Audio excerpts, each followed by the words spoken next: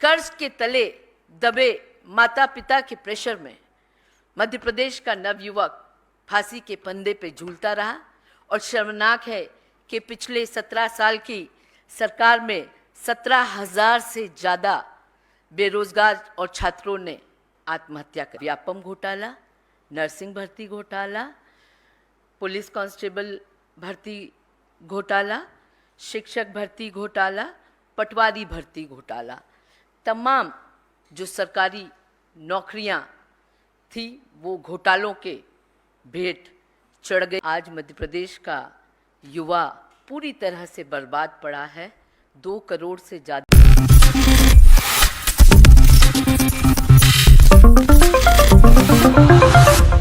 है। आज मध्य प्रदेश का युवा पूरी तरह से बर्बाद पड़ा है। 2 करोड़ से ज़्यादा युवा मध्य प्रदेश में हैं और जिनके पास न तो रोज़गार है और रोज़गार के नाम पे केवल और केवल घोटाले 18 साल की बीजेपी की सरकार देती रही। कहा जाता है कि किसी भी राष्ट्र की प्रगति का आधार वहाँ के युवा होते हैं और युवा शक्ति ही देश की वर्तमान और भविष्य का निर्माण करते हैं। और ऐसी युवा शक्ति का खुद का भविष्य भारतीय जनता पार्टी की 18 साल की सरकार ने मध्य प्रदेश में बर्बाद कर दिया। भयानक बेरोजगारी, छात्रों की आत्महत्याएं और घोटालों का शर्मनाक युग मध्य प्रदेश ने 18 साल में देखा है।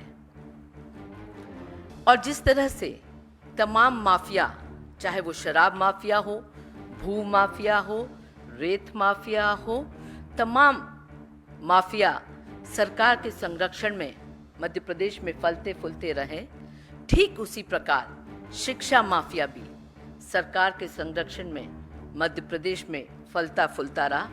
जिसका नतीजा क्या था? जिसका नतीजा था व्यापम घोटाला, नर्सिंग भर्ती घोटाला, पुलिस कांस्टेबल भर्ती घोटाला, शिक्षक भर्ती घोटाला, पटवारी भर्ती घोटाला। तमाम जो सरकारी नौकरियां थी वो घोटालों के भेंट चढ़ गई। पिछले 2022 में एम्प्लॉयमेंट एक्सचेंज में करीब 39 लाख बच्चे युवा रजिस्टर्ड थे और शर्मनाक है कि उसमें से सरकार केवल 21 लोगों को नौकरी दे पाई। केवल 21 लोगों को, फिर रिपीट करती हूँ, 39 लाख लोगों जो रजिस्टर्ड थे उसमें से केवल 21 लोगों को नौकरी मिली। MPPSC जो कि MP पब्लिक सर्विस कमीशन है, उसके द्वारा पिछले 5 साल में कोई नौकरी नहीं दी गई। हालत ये है कि मध्य प्रदेश में भर्ती परीक्षाएं पिछले 18 साल में न के बराबर हुई और जो भर्ती परीक्षाएं हुई उनका रिजल्ट नहीं आया। कुछ जिनका रिजल्ट आया वो भ्रष्टाचार की भेंट चढ़ गए। हर व्यक्ति मध्य प्रदेश का जानता है कि पटवारी भर्ती परीक्षा में पास होने के लिए 15 लाख रुपए की बोली लगाई गई। 15 लाख लेके पटवारी एग्जाम को पास कराया गया। वहीं कांस्टेबल की भर्ती के लिए 8-8 लाख रुपए की बोली लगाई गई।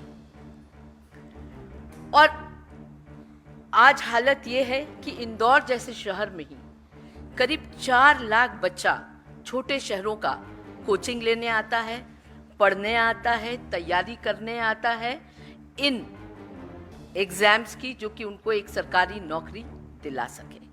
5-5 साल से बच्चे वहाँ पढ़ रहे हैं, किराए का घर लेके एक एक कमरे में 4-4, 5-5, 6-6 बच्चे रहते हैं, क्योंकि माता पिता के पास इतना पैसा नहीं है कि उनके रहने, खाने, शिक्षा के लिए खर्च किया जाए। ऐसी बुरी स्थिति में भी रह के बच्चे बस एक सरकारी नौकरी के लिए मेहनत कर रहे हैं, पर जब रिजल्ट आता है पता लगता है कि भ्रष्टाचार के भेंट उनकी नौकरी चढ़ गई। और वो क्योंकि रिश्वत नहीं दे पाए घोटालेबाजों को, इसलिए उनको वो नौकरी नहीं मिली। जहां तक ये तो था सरकारी नौकरियों का आलम।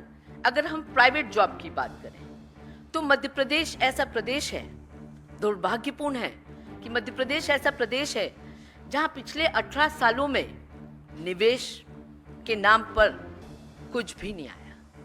और निवेश की बात करें जब, तो बड़े बड़े ग्लोबल इन्वेस्टर्स मीट कराए गए जिसमें करोड़ों रुपए सरकार ने पानी की तरह बहाया और बड़े बड़े इवेंट करे, क्योंकि मध्य प्रदेश सरकार केवल इवेंट करने में विश्वास रखती थी।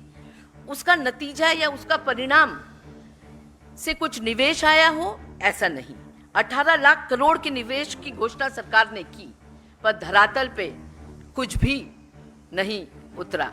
और सही कहते हैं मध्य प्रदेश के पूर्व मुख्यमंत्री आदरणीय कमलनाथ जी, वो सही कहते हैं कि हम निवेश को आमंत्रित नहीं कर सकते, हमें उसे आकर्षित करना होता है।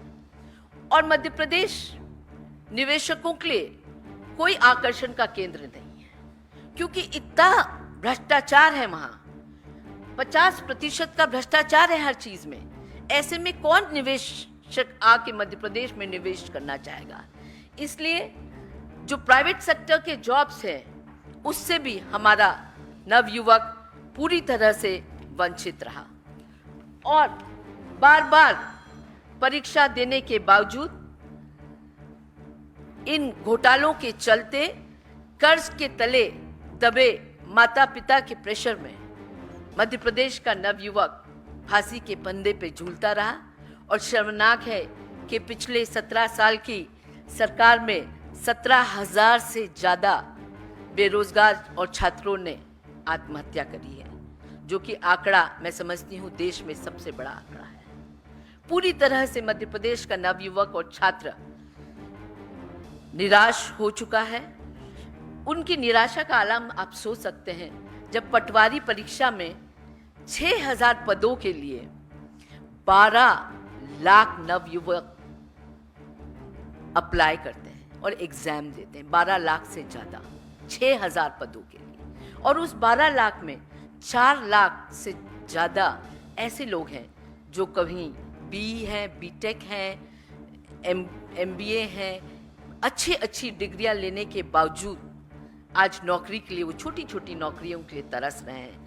2-4 साल पहले चपरासियों की भर्ती निकली थी विभिन्न शासकीय ऑफिसेज में, और आपको जान के आश्चर्य होगा कि 1,333 पदों के लिए करीब 4 लाख लोगों ने अप्लाई किया, युवा ने अप्लाई किया।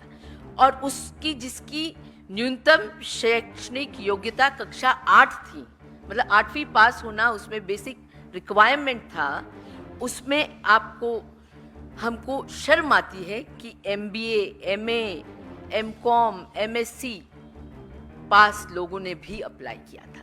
तो आप सोच सकते हैं कि कितनी दयनीय स्थिति है मध्य प्रदेश में और कितना भयावह रूप है बेरोजगारी का और गरीबी का मध्य प्रदेश में।